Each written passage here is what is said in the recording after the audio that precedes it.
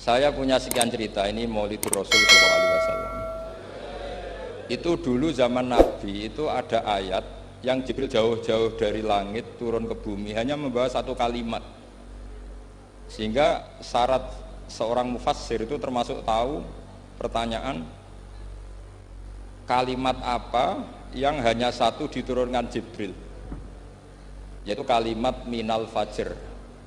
Jadi dulu awal-awal Islam itu ada ayat kamu makan wakulu washrobu hatta yatabayyana lakumul khaytul abyadu minal khaytil aswad.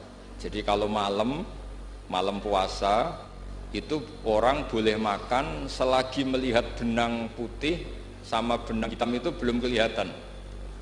Tapi kalau sudah kelihatan mana yang hitam, mana yang putih, berarti otomatis imsak.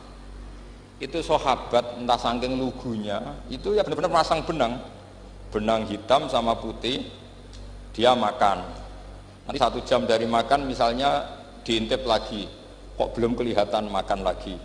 Mungkin yang istrinya cantik ya kumpul istrinya lagi, kalau tidak cantik ya sudah tidak usah mungkin. Sampai itu jadi perilaku sahabat berhari-hari. Ketika dilaporkan ke Rasulullah, Rasulullah itu tertawa-tawa. Kok ada begitu gitu. Baru Jibril datang menerangkan minal fajr. Jadi benang hitam artinya masih malam, benang putih maknanya sudah fajar shadiq. Itu lama sekali. Saya ini termasuk orang yang sangat-sangat susah ketika orang ingin belajar Islam itu instan. Dulu Nabi jadi Nabi itu 23 tahun. Itu untuk menemukan teori masbuk, tidak nyalip imam, itu Nabi juga lama. Jadi dulu sahabat itu kayak anak-anak kecil zaman saya kecil itu kalau imam sudah rakaat 3 atau rakaat keempat, itu kalau orang-orang desa kan langsung takbir, terus dia sholat sampai 3 rakaat nyalip siapa? Imam. Nanti di rakaat keempat baru sama imam salam dia ikut salam. Itu hebat betul. Itu sama sekali nggak salah. Kalau ditanya, lo kok ikut salam? Kan sudah sama-sama 4 rakaat karena imamnya dia apa? Disalib. Jadi dia takbir terus tahu imamnya rakaat 3 atau keempat terus nyalip sampai ke rakaat yang sama, nanti salamnya bareng-bareng. Itu dulu sahabat ya gitu. Kalau Rasulullah sudah di rakaat keempat atau ketiga langsung mereka takbir Allahu Akbar nyalip. Setelah nyalip menyamakan dengan Rasulullah salam juga ikut salam. Jadi itu dulu lama sekali prosesnya. Sampai ada satu peristiwa Mu'ad bin Jabal datang, kemudian Nabi sudah sholat, berarti masbuk kalau dalam bahasa fikih. Mu'ad langsung ikuti Nabi, setelah Nabi salam baru Mu'ad menambahkan jumlah rakaat yang tertinggal. Terus semenjak itu jadi sunnah, jadi sunnatan mutaba'ah kalau masbuk ikut imam, kemudian hanya menambahkan rakaat yang tertinggal. Itu 23 tahun. Jadi saya ngisi 20 menit yang nggak paham, 2 jam yang nggak paham, 3 jam yang nggak mungkin paham. Daripada gitu ya 20 menit saja. Ya itu betul, karena saya tidak punya kemampuan itu. Saya masih ngaji umum pertama itu di hallnya abahnya Pak Hamid Pasuruan di Lasem. Kedua di Pak Hamid Pasuruan kemarin. Terus tadi di Kiai Robah Maksum itu ajudannya 3 kali ke saya tidak mau. Kiai Robah datang sendiri, sudah sepuh dituntun. Saya ini agak-agak soleh, kalau sama orang sepuh itu pengapesan. Masih ingatlah aturan mainnya laisamina malam yarham sohirona wa yuwakir hakko kabirina. Tapi yang sepuh betul, Kak Jamal itu sepuh betul. Ada sepuh gaya-gayaan tidak mau. Karena memang Mbak Jamal itu besanan sama saya, Mbak Sahal itu misanannya Mbah saya. Terus Mbak Nafisa ya keluarga sini. Saya teruskan, kalau Mbah Robah itu faktornya sanad. Robah bin Maksum ini muridnya Mbah siapa itu? Fakih Mas Kumambang. Mbak Zubair dulu yang ngajinya sama Mbak Fakih apa? Mas Kumambang.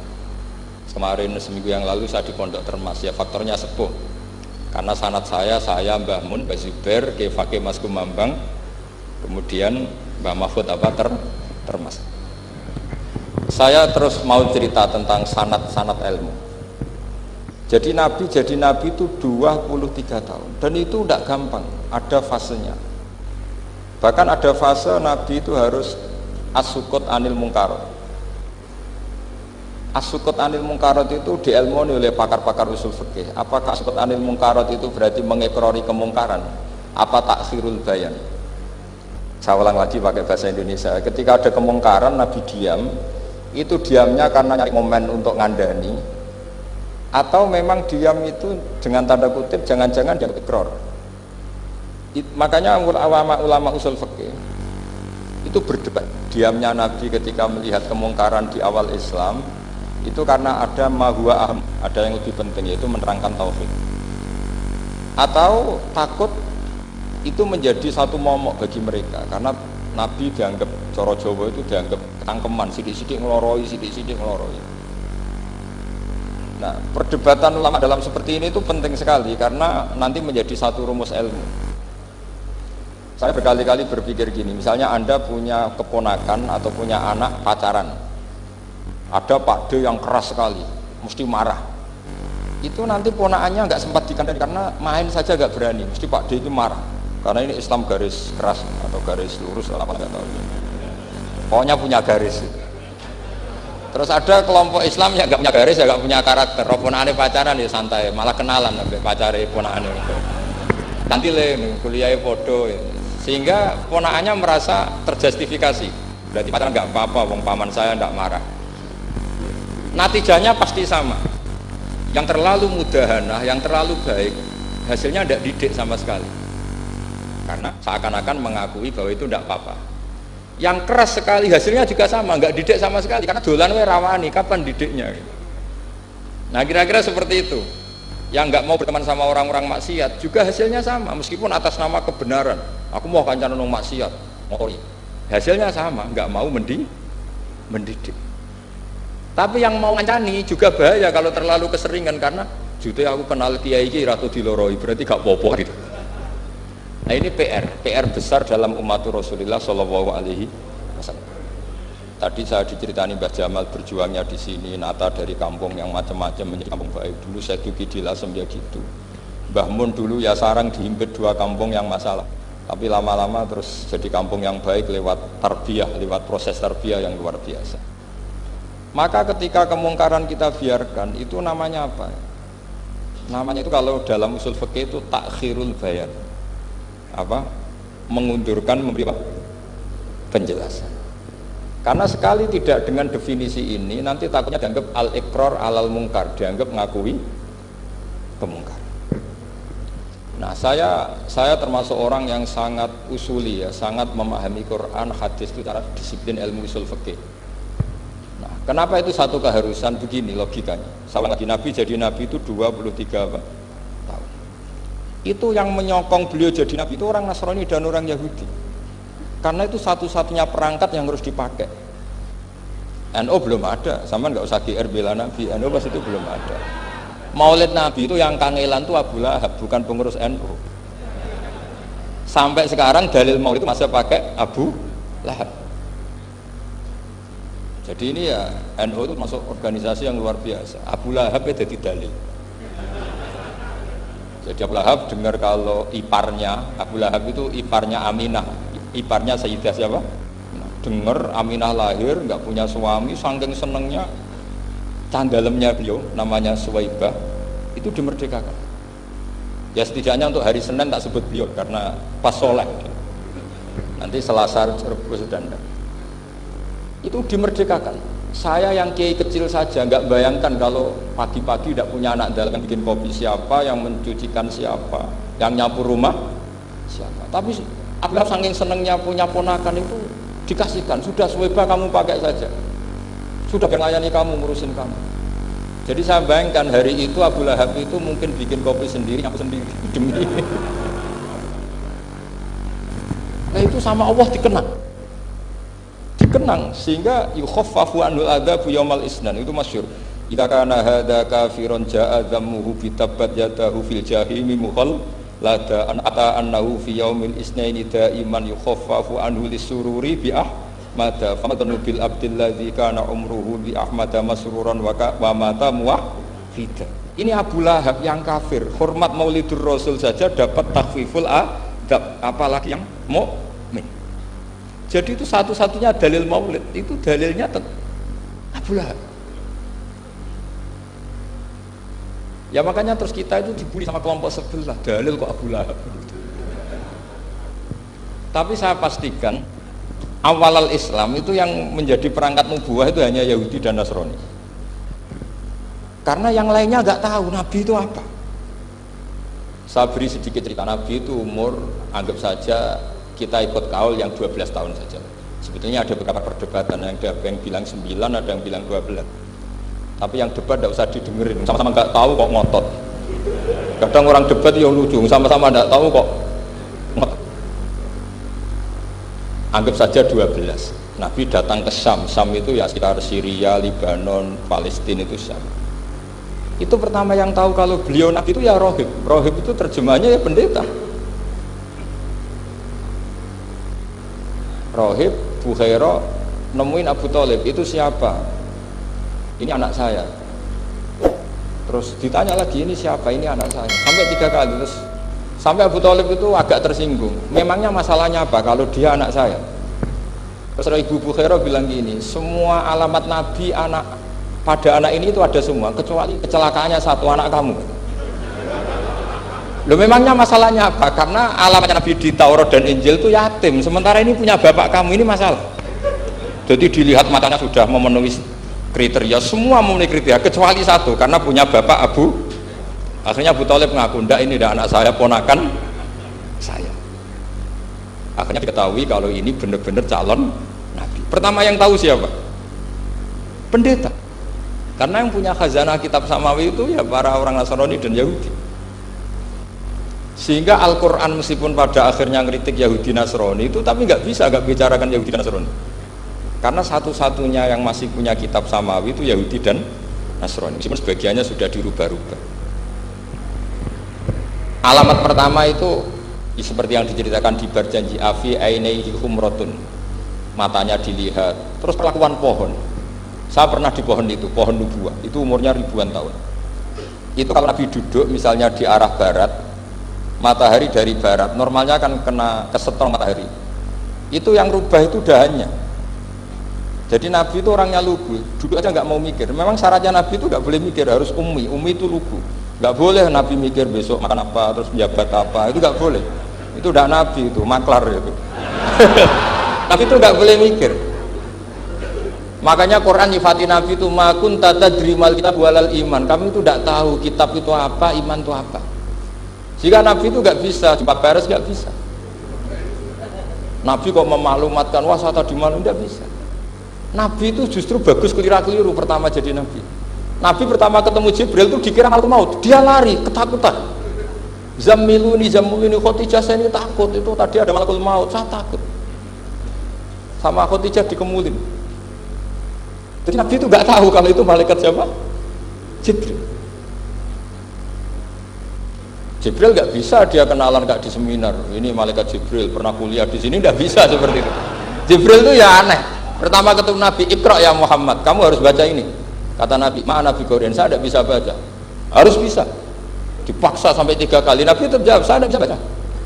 Terus kata Nabi kenangnya, Fagottoni, saya didekap, kamu harus bisa baca. Setelah baca dilepas, Nabi lari pulang terus bilang ke istrinya, Zammiluni. Ini secara nahwu agak aneh karena mukhotobahnya perempuan satu, harusnya Zammilini. Kalau untuk perempuan harusnya idribi, ya unsuri itu. Tapi karena Khadijah dihitung ahl itu keluarga, maka Nabi pakai khitab mudzakkar jamak, Zammiluni. Jadi Nabi nggak tahu kalau pertama jadi Nabi, karena syaratnya Nabi harus ummi. Justru karena ummi itu orisinil, semua yang dikatakan Nabi pasti dari wahyu. Nasib tadi Nabi sampaian mikir, saya besok ngomong apa ya supaya orang tertarik. Makanya kamu gak akan jadi Nabi. Selain sudah ditutup juga bahaya ini, karena tadi. Makanya saya ngaji itu ya sekenanya saya tidak pernah ngaji itu mikir. Karena ngaji itu menarik itu terserah nasib. Kalau nasib sedang baik, kamu tidak paham, wah Gus Baik ilmunya tinggi sampai kita tidak paham itu kalau nasib sedang baik. Kalau nasib tidak baik, ngomong sudah enak apa, sebulet tuh. Jadi sebetulnya ini masalah qalb. Allah yang muqallibal qulub.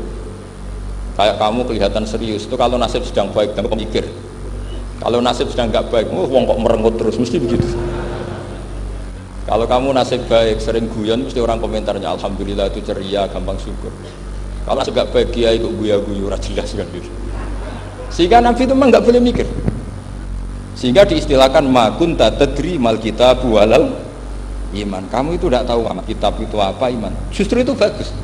Nggak tahu itu bagus kalau untuk Nabi. Kalau untuk apa? Sehingga orisinil datang ke Khadijah, zamiluni zamuli. Jawabannya Khadijah lucu. Kamu betul ketemu orang seperti ini ke makhluk ya seperti ini. Ya kata Nabi. Itu Khadijah itu kacaunya bukan main. Khadijah itu kacau. Khadijah itu Khadijatul Kubra, termasuk manaqib yang dicintai Mbahmu. Ini Mbah Banyak Habib, ini Muhammad bin Anis. Khadijah bilang gini, ya gini saja mas. Saat kalau teman kamu itu datang bilang ke saya, ya kata Nabi. Nggak ngerti kalau ini dites. Suatu saat Jibril ini datang lagi. Nabi juga ini loh temanku, kalau bilang Jibril itu ini temanku datang lagi. Khadijah fahasarat an fakhidhiha. Masyhur itu di riwayat. Apa pahanya agak dibuka. Mas, temanmu masih lari katanya. Terus setelah lari ditutup lagi. Temanmu datang lagi. Ya datang lagi. Absyir ya Muhammad, kamu harus senang. Itu benar-benar kamu itu nabi. Jadi Khadijah punya sekian definisi. Kalau Nabi betul itu melihat apa malaikat betul itu melihat aurat pasti lari. Jadi dibuka. Ternyata Jibril lari.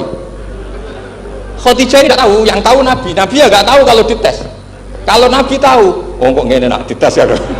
Jadi ini mungkin. Jadi Nabi itu nggak tahu kalau dites.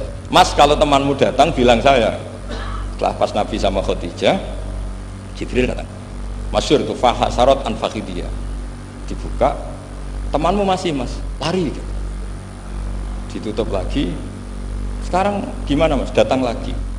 Kamu harus seneng, kamu Nabi betul. Karena kalau itu setan, wah mesti seneng nonton aurat itu.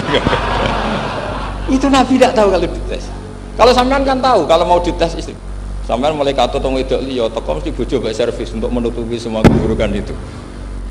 Itu Nabi. Uniknya terus Khadijah, Nabi jadi Nabi sama Khadijah itu tahu Khadijah. Nabi nggak tahu kalau mau jadi Nabi, tapi Khadijah tahu. Sehingga ketika umur 25 tahun Nabi sebagai pedagang, Khadijah itu ngirim mata-mata namanya Maisarah. Maisarah itu nama lelaki. Saya tambahin lagi Maisarah nama lelaki. Nanti kalau kamu artikan nama perempuan, oh berarti Nabi kemana-mana punya perempuan. Enggak, Maisarah itu nama lelaki. Maisarah dikirim Khadijah. Terus gimana Muhammad di perjalanan? Tudhilluhul ghamamah tuti'uhus sahai. Kemana-mana dipayungi oleh mega, oleh awan. Sekian informasi ke Rasul ke Khadijah itu dimasukkan semua ke Khadijah. Tapi betapa kecewanya Khadijah ketika Nabi nikah umur 25 tahun, Khadijah umur 40 tahun. Itu kok gak jadi Nabi. Itu mulai kecewa gitu, sido jadi Nabi tau ora. Makanya ketika tahun ke-40, berarti Nabi umur 40, cerita ketemu tadi Jibril, Nabi nggak tahu itu Jibril, nggak bilang Jibril. Itu Khadijah senangnya bukan main, karena apa yang dibayangkan dia terjadi. Fawwah la yuzika wa abadan innaka la tasilur rahim wa tahmilul kalla wa taksibul maktub wa taqridu fa wa tu'inu ala nawaibil haq. Ini kalau istilah bahasa Pak Said Akil, syarat jadi rais Suriah harus hafal kata gitu. Sonono, syaratnya jadi ulama. Saya ini jadi ulama sebelum di NU. Makanya kata Mbah Mun dulu guyon kiai ono loro, ono kiai sing ning NU, berarti kiai sik lagi ning NU. Ono sing kiai NU nak gak pengurus NU ora dadi kiai gitu kan. Itu guyonannya Mbah Mun. Akhirnya Khadijah itu sempurnanya bukan main karena pernah ragu 15 tahun. Kan dari umur 25 sudah yakin kalau ini nabi, kemudian nggak tahu bukti berikutnya, makanya terus ini jadi nabi enggak. Setelah umur 40 benar-benar nabi, paginya diajak ke Waraqah bin Naufal, masih pernah paman sama Khadijah. Yami ini ibnu Akhika mau cerita. Terus Waraqah ini Nasrani. Di kitab Bukhari disebut wakana imro'an tanas sorofil jahiliyah wa yaktubu Injil bil Ibroniyah masyaallah ayaktub. Jadi Waraqah itu penginjil, pendeta. Tapi nanti loh kamu jangan salah paham. Terus kayak pendeta sekarang ada periode di mana Injil masih asli dan ada periode ini yang sudah muharraf. Itu kan ya itulah khasnya ulama sudah. Akhirnya Waraqah tanya, kamu ngomong saja ya akhi, manggilnya seperti itu. Akhirnya Nabi cerita cerita ketemu Jibril, ketemu enggak, sebenarnya beliau enggak tahu itu Jibril cerita. Terus kata Warokoh, hadan namus alladzi ja'a bi Musa, masih pakai bahasa namus, hadan namus alladzi ja'a bi Musa. Itu namus semacam malaikat yang mendatangi Musa. Terus uniknya Warokoh bilang gini, wa iyudrikni yaumuka ansuruka nasron mu'azzar. Andai kan saya menemukan hari ketika kamu jadi nabi, akan saya bela mati-matian. Kapan itu paman? Khina yukhrijuka kaumu, ketika kamu diusir oleh kaum kamu. Nabi sebagai orang baik, makanya jadi orang baik itu ya boleh. Nabi sebagai orang baik itu tanya, awamu khrijiyahum. Kalau kayak gimana nih, awamu khrijiyah ana ta iku wong sing ngetokno ingsun hum ta kaumi. Masa saya nanti diusir kaum saya? Saya ini termasuk keluarga terhormat, perilaku saya baik. Masa saya nanti diusir? Terus kata Warokoh, tidak ada seorang pun yang jadi nabi kecuali nanti ngalami diusir. Jadi yang tahu mau diusir itu ya Warokoh. Nabi malah tanya, masa saya nanti diusir? Karena tadi syaratnya Nabi harus ummi itu keibu-ibuan. Jadi nggak tahu. Tapi nggak tahu Nabi itu sifatu madkhin, sifat pujian, bukan sifat naqsin, sifat apa? Kekurangan. Akhirnya Nabi mulai sadar, wah ini jadi Nabi tenan kan gitu. Jadi makanya kita Fathul Bari, sarahnya Bukhari, termasuk komentarnya Said Muhammad di beberapa kitab beliau, di Mafahim, di beberapa kitab. Kamu jangan terlalu fikih. Kalau terlalu fikih kan nggak boleh mempercayai omongan orang kafir, orang ahli kitab. Karena awailun nubuwah itu yang komentar semua ahli kitab. Awailun nubuwah itu yang tahu bahwa Nabi Muhammad atau Nabi itu semuanya data dari ahli apa? Ahli kitab. Sudah akhirnya Nabi ketemu Jibril lagi yang menurunkan ayat ya ayyuhal muddaththir qum fa'anzir wa rabbaka fakabbir wa thiyabaka fatahhir wa rujza fahjur wa la tamnun tastakbir wa li rabbika fasbir. Nabi mulai yakin ketemu Jibril. Setelah sering ketemu Jibril, Nabi ya dengan tanda kutip nggak tahu aturan mainnya lagi. Setiap ada pertanyaan bilang sudah tak jawab besok. Mentang-mentang besok Jibril datang. Ternyata Jibril tidak datang. Sampai 40 hari. Akhirnya dibully sama umatnya. Mat dari so jawab ternyata tidak bisa. Piye Jibril kok. Akhirnya diwarai meneh. Ngene lho carane dadi nabi, wala taqulan li syai'in inni fa'ilun dzalika hudan illa ayasa. Jadi Nabi sudah kamu besok datang ke saya tak jawab karena Nabi mentang-mentang besok mau konsultasi sama apa? Jibril. Ternyata Jibril tidak datang karena Nabi lupa tidak mengatakan insyaallah. Kalau Nabi itu tahu semua pasti Nabi mengatakan insyaallah dulu, tapi Nabi memang sebaiknya enggak tahu. Justru itu wa ma yantiqu anil hawa in huwa illa wahyun yuha. Itu beberapa peristiwa. Sehingga syaratnya jadi wali, karena wali itu warasatul anbiya. Ya kudu rada goblok sithik-sithik. Enggak boleh wali kok cerdas, analisis enggak boleh. Wali kok delok TV ngrungokno pakar-pakar analisis. Iku ora wali itu, maklar. Enggak boleh. Jadi misalnya yang menang Pak Jokowi atau Pak Prabowo, enggak boleh pakai Pak Jokowi petahana, bos gini, enggak boleh. Wali kalau ditanya yang menang Pak Jokowi, Pak Prabowo, biadillah gitu aja. Itu urusan Allah. Itu alamatnya apa? Itu enggak penting, yang penting golek ridhane Allah. Enggak menarik figur-figur seperti itu wali. Sudah saya teruskan supaya clear ya masa Maulid Rasul sallallahu alaihi wasallam. Itu kita tidak punya data kecuali dari ahli kitab. Yahudi lebih ngeri lagi. Yahudi itu punya kriteria, syaratnya Nabi harus min dzurriyyati Ibrahim. Ya makanya kitab yang paling sering dibangun itu berjanji. Syaratnya Nabi harus min dzurriyyati Ibrahim. Lalu Muhammad itu siapa? Kok tahu Nabi? Dia itu orang Arab itu jahiliyah, wongnya goblok-goblok. Makanya terus jadi polemik ilmiah kan. Akhirnya Nabi memaklumatkan diri kalau beliau min dzurriyyati Ibrahim, dibuktikan Ibrahim pernah singgah di Mekah, yaitu fihi ayatum bayyinatum maqamu Ibrahim, bahwa Ibrahim pernah hidup di Mekah, ada buktinya, yaitu ada bekas kaki di dekat Ka'bah. Akhirnya Ibrahim meninggalkan Ismail kecil kekurangan air, Hajar lari-lari nyari air 7 kali, akhirnya jadi sa'i bena Safa wal. Ada sekian bukti kalau Ismail itu hidup di Mekah, menikah sama suku Jurhum. Akhirnya orang Yahudi mulai ngeper, loh iya Muhammad pantas jadi nabi, ternyata orang keturunan Ibrahim alaihis. Itu andekan orang Yahudi yang tidak komen, itu juga agak dilacak nasabnya Nabi. Gara-gara orang Yahudi komen Nabi itu harus turunan Ibrahim, kamu asal usulnya di mana? Akhirnya Allah sendiri yang menjawab bahwa Nabi lahir dari Ibrahim. Padahal Ibrahim itu orang Palestina.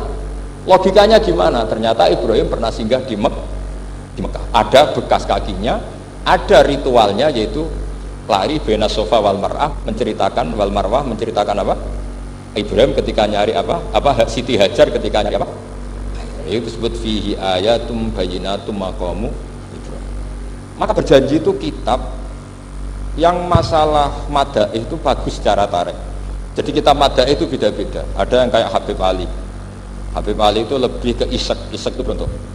Jika saya suka baca Simtud Duror itu kalau pas isek, pas berontok. Berontok itu pas kangen Nabi, biasanya saya wudu terus baca Simtud Duror itu pas isek. Tapi kalau saya ingin baca sejarah suka berjanji. Kalau Habib Ali jelas isek, yang duriannya sekarang di Solo termasuk Habib Muhammad bin Husain bin Anis bin Alwi bin Ali yang Simtud Duror. Jika kalau beliau baca sholawat ya sholatan yattasulu biha ruhul musalli alaihi fayam basitu fi qalbi siru nuri ta'alluqi bi wa hubbi fayuktabu biha bi inayatillahi nabu fi hisbi.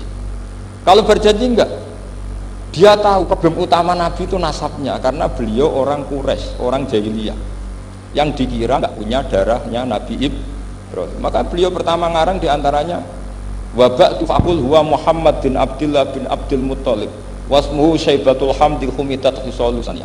Saya pastikan Muhammad cucunya Abdul Muttalib, dia yang punya pintu yang mau masuk ke Ka'bah namanya Babu Bani Syaibah, itu nama lain dari Abdul Muttalib. Terus diteruskan Abdul Muttalib bin Hasyim terus sampai wa adnanu bila raibin idadawil ulumin nasabiyah ila dabihi Ismaila nisbatuhu wa muntah. Karena berjanji ingin ngomong, ingin memaklumatkan ini Muhammad, kamu kira orang mana? Beliau adalah turunan Ibrahim. Kayak apa alimnya yang ngarang berjanji? Nah, saya berkali-kali ngomong di mana-mana. Lah berjanji itu nasibnya kurang baik. Dibaca bahasa Arab, yang baca nggak paham, yang dengar nggak paham. Akhirnya kubu sebelah dianggap baca mantra. Nah, terus dihukumi bid'ah kan? Coba kalau itu ditulis bahasa Indonesia. Nasab Muhammad, dia punya bapak Abdullah, punya mbah Abdul Muttalib gini-gini.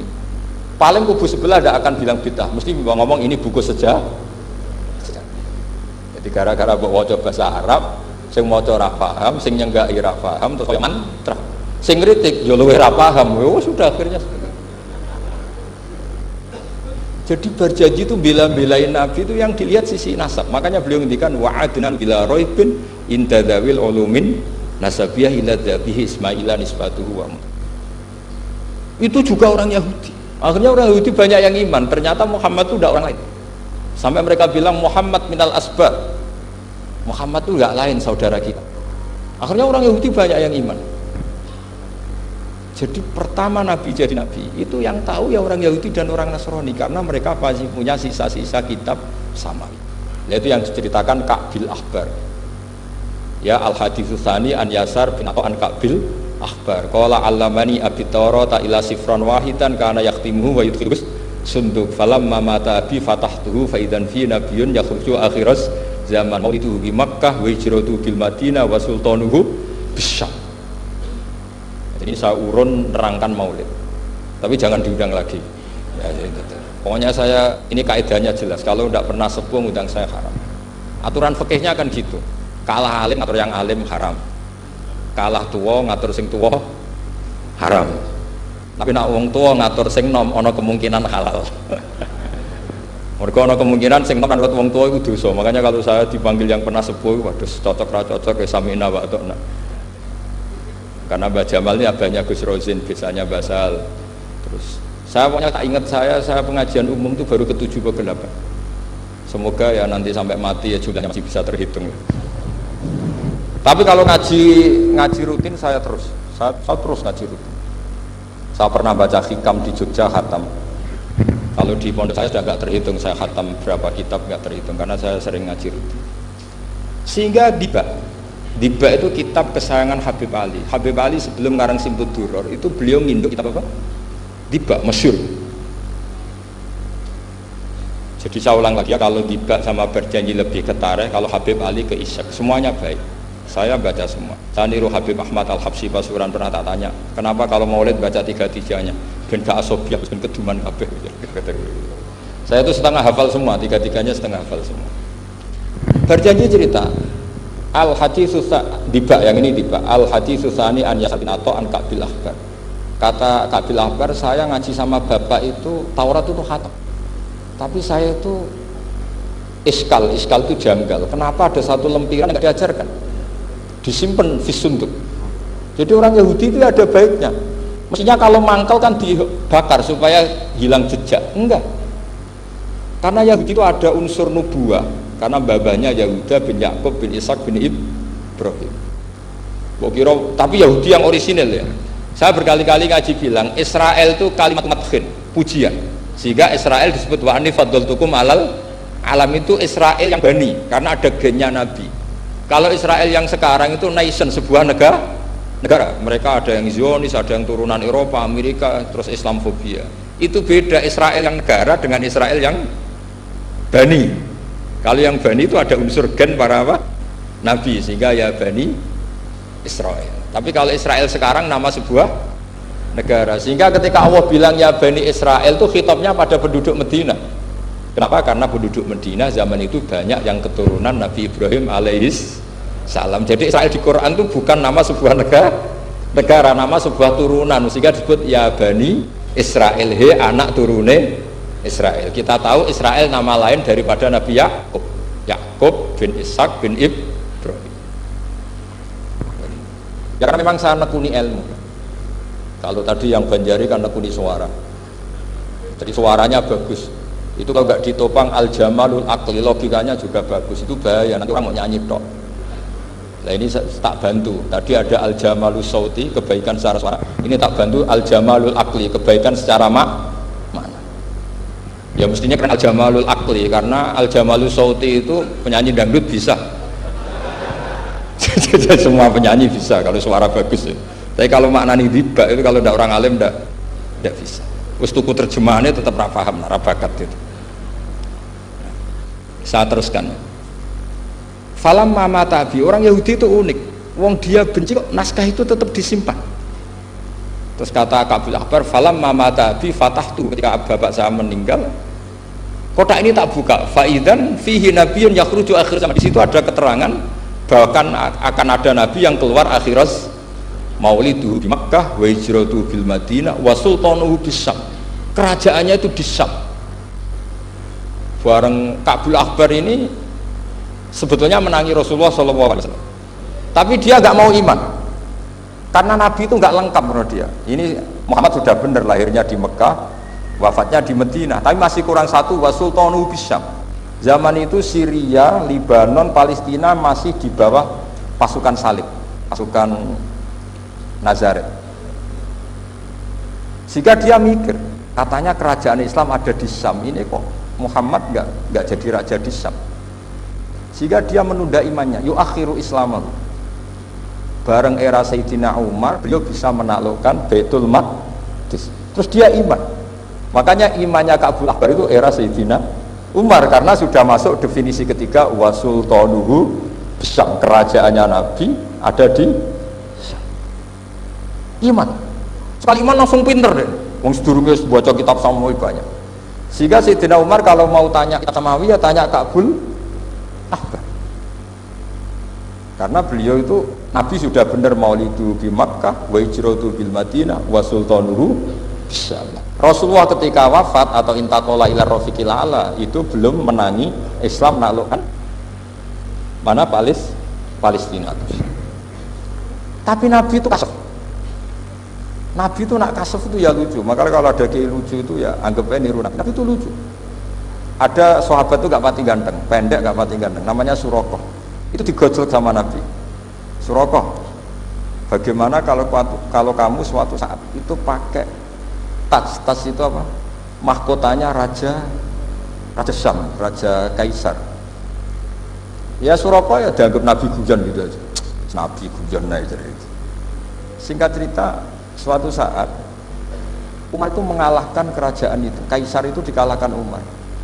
Saking takutnya lari, mahkotanya itu jatuh. jatuh disaksikan Suraqah. Terus ingat, dulu Nabi pernah ngendikan itu disuruh pakai saya. Akhirnya sama Suraqah dipakai. Ya tetap orang ganteng, orang ganteng. Itu. Padahal tidak pakai mahkota guys. Karena setelah dipakai, kata Umar, ikhla'ha, itu dicopot. Mau saya pakai untuk Baitul Muslimin, untuk Baitul Mal. Kata Suraqah, bukankah Nabi ngendikan kalau ini yang pakai saya? Jawabnya Umar, innama yaqulu Rasulullah lital bisa, walam yaqul litamlikaha. Kata Nabi hanya ngendikan kamu disuruh pakai, tapi tidak disuruh memiliki. Kayak apa Rasulullah kasafnya? Itu kata orang-orang yang pernah ke Turki. Saya belum pernah ke Turki, tapi saya hafal hadis sahih ini. Itu ditulis di masjid Turki itu, la taftahunnal Konstantinia. Kamu akan bisa mengalahkan pasukan Konstantinopel. Itu dikalahkan setelah 1000 sekian tahun dari wafatnya Nabi. Kayak apa kasusnya Nabi? Karena Nabi wa ma yantiqu anil hawa in huwa illa wahyu. Coba kalau Nabi kayak pengamat, ngomong apa yang kira-kira terjadi? Wah, itu kan mesti keliru semua karena berdasar akal. Tapi kalau Nabi berdasar apa? Kasaf. Kasaf itu satu kenyataan yang dipertontonkan oleh Subhanahu wa taala. Terus kedua, alamat Nabi itu pakai sandi. Sandi itu sesuatu yang enggak jelas tapi menjadi jelas bagi ahlinya. Saya ulang lagi, sandi itu kayak sandi di militer itu. Atau sandi di KPK itu ada sandinya. Sandi itu ya kata sandi. Saya pernah ceritani Pak Busro Muqaddas ketika ketua KPK itu lucu. Wah, sandinya koruptor saya tambah kacau Pak. Itu kalau bilang uang itu kalau yang kemarin rame kan apel Amerika sama apel Malang. Kalau apel Amerika berarti US apa? Dolar, kalau apel Malang berarti apa? Rupiah. Setelah KPK tahu sandinya diganti Ustadz. Jadi koruptor kalau mau korupsi ini teman-temannya. Loh ini Ustadznya sudah siap loh, kamu gak ikut pengajian.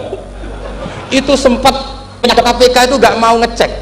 Masa orang pengajian dicek? Ternyata ya gak ada acara pengajian, Ustadz itu maknanya uang. Koruptor saking ngerti itu disadap KPK itu sandinya gimana? Datang nggak ke sini, ini Ustadz sudah siap, ini ada pengajian. Hampir KPK itu nggak ngecek karena pengajian, Ustadznya sudah siap. Setelah digerebek ternyata Ustadz itu sandi dari makna apa? Uang, gak kurang ajar gitu, itu Ustadz katanya. Jadi kalau di sini ditangkap KPK berapa Ustadz ini sudah? Ada Habibnya lagi, ada Habib Muhammad ini. Nah, Salman Al-Farisi itu pemikir, dia orang Persia. Di mana-mana orang Persia itu pemikir. Persia itu kalau sekarang ikut Iran. Itu dia ngaji lama sekali sama pendeta-pendeta itu. Kebetulan dia punya pendeta yang belum muharraf, belum muharrif atau belum muharraf. Kalau muharrif orangnya, kalau muharraf itu kitabnya atau bukunya. Setiap dia ngaji sama pendeta dikasih tahu, terus kecewa beberapa kali, hasil ketemu pendeta yang benar, sudah kamu tidak usah ngaji sama saya, kamu datang saja ke Yasrib, ke Madinah sana, ke Yasrib. Di situ Nabi akhir zaman sekarang sudah ada. Kata. Ini yang ngomong pendeta. Ya.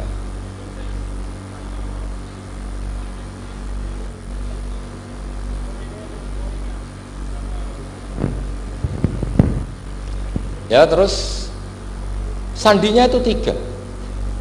Itu aneh semua sandi. Sandinya pertama layak balus sodako. Lalu saya tahu kalau itu Nabi gimana. Pas itu posisi di Babylon. Babylon sekarang ikut Irak.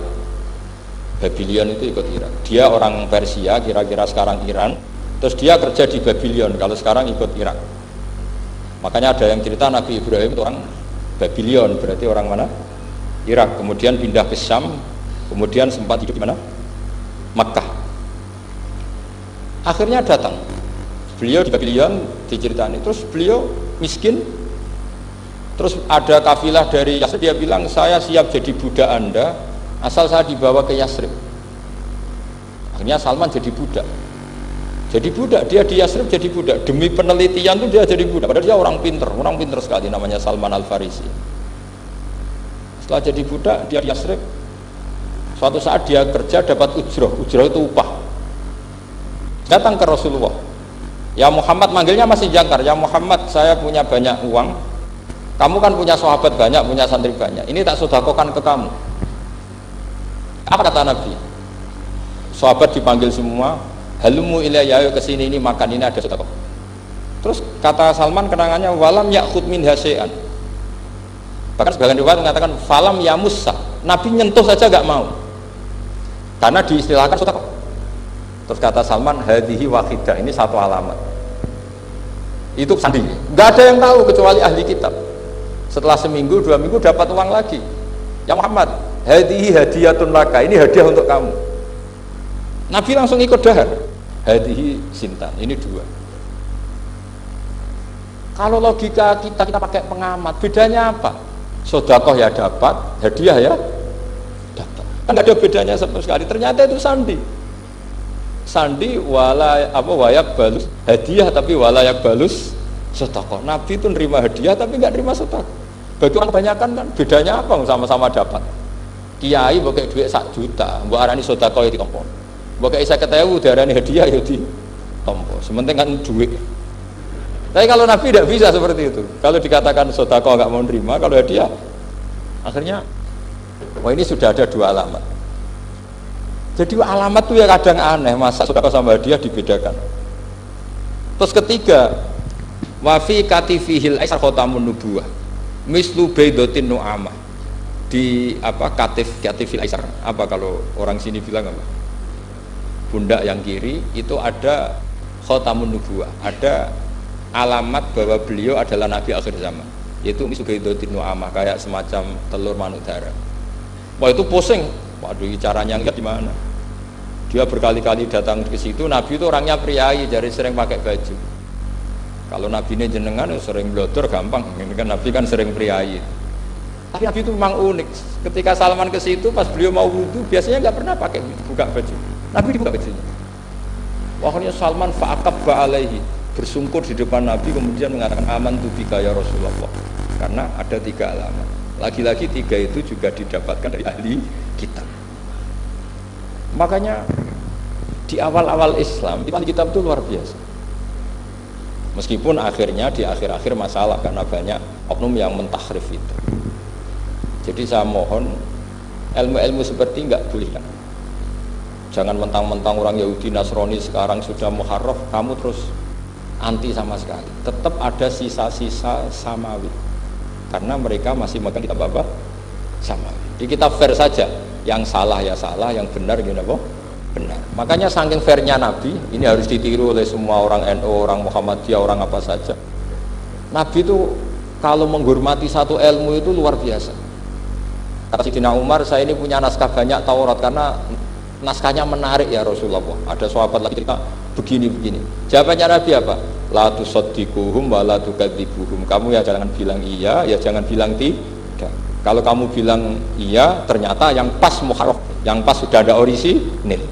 Kamu bilang, wah itu bohong semua, ternyata ada yang masih orisinil. Kayak apa Rasulullah hati-hatinya? La tusaddiquhum wa la tukadzibuhum. Kalau sekarang enggak, orang ekstrem, pokoknya salah. Kalau tidak kita pokoknya salah. Iku ora ono hadise. Sing ono iku emosine, paham? Jadi Nabi itu fair, kalau sesuatu enggak mesti ya la tusaddiquhum wala tukadzibuhum. Kamu ya jangan bilang iya, ya jangan bilang tidak. Wa qulu amanna billah wa ma unsila ilaihi. Jadi ini kebanggaan kita terhadap Rasulullah sallallahu alaihi wasallam. Terus persinggungan Nabi dengan Yahudi Nasrani itu unik. Terus diantara lagi yang ditulis itu wasol kiblaten, dan Nabi pernah sholat di 2 kiblat. Ternyata betul. Kita tahu Nabi sholat di Ka'bah, ketika di Madinah diminta sama Allah disuruh sholat ke Baitul Maqdis, dan itu kiblatu Anbiya. Akhirnya orang Yahudi banyak yang iman karena sesuai definisinya wa annahu sholla al-kiblaten. Nah alamat-alamat seperti ini orang sudah, lah itu dibak berjanji. Itu fasih betul menerangkan itu. Jadi saya bilang kalau Simtud Duror itu madainya isek luar biasa, brontonya Habib Ali. Sampai ketika beliau baca sholawat itu tidak kayak sampean. Sampean baca sholawat, sholawati sitok wis tanhalu bil uqadu wa tanfariju bil qurabu wa tubdu bil hawa iju. Sholawat sing kena go nyaur utang kabul kajate wonya gitu. Sholawatnya sekali permintaannya panjang ya. Kalau Habib Ali enggak, makanya saya suka sama sholat beliau. Sholatan yattasilu biha ruhul musalli alaihi. Dengan sholawat ini rohnya yang membaca sholawat sambung sama rohnya Rasulullah sallallahu alaihi wasallam. Barangkali sambung menjadi Barokahnya mencintai fayuk tabu ya binayatillah fi hisbi. Barokahnya mencintai ditulis termasuk umatnya Rasulullah sallallahu alaihi wasallam. Nah, selawat sampean kan enggak seneng sing tan halu bil uqad, semua problem hilang. Watan farjul kurab, semua kesusahan hilang. Watu bil hawaij kabul kajate. Watu nalu biro kasil sing seneng-seneng wis pokoknya sudah. Saya itu ya kadang iskalnya sholawat isi kok daluane cek akeh. Ya, tapi itu tetap baik ya. Piro-piro tawasule mbek sholawat aku kawi ngoten mawon nggih. Jadi tetap baik gitu. Tapi ya ndak kelasnya yang sholatan ya tasga ruhul musolli alaihi fi. Ini sudah sholawat sek. Pokoke butuhe sambung Kanjeng. Nah, sampean butuhe kabul. Jadi ya tidak apa-apa lah. Piro-piro tawasule mbek sholawat ora mbek gunung kawi ngoten mawon. Assalamualaikum.